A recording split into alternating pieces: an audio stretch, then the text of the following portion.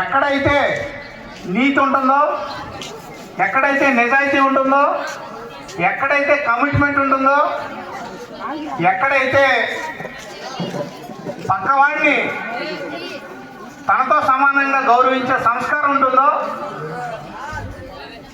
అక్కడ ఖచ్చితంగా అభివృద్ధి, మానవతా విలువలు కొనసాగుతాయనేది చరిత్ర నిరూపించేటువంటి సత్యం.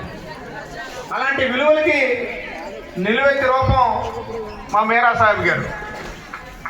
అటువంటి వ్యక్తిని ఇవాళ మనందరం సత్కరించుకోవడం మన పూర్వజన్మ సుకృతంగానే భావించాలి. చాలామంది ఇవాళ పరిస్థితులు, విద్యారంగ పరిస్థితులు కూడా చాలా విపరీత ధోరణిలో కొనసాగుతూ ఉన్నాయి. ఏం చేయాలో, ఏం చేస్తున్నామో, ఏం చేయబోతున్నామో కూడా అర్థం కాని స్థితిలో వ్యవస్థ నడుస్తూ ఉంది.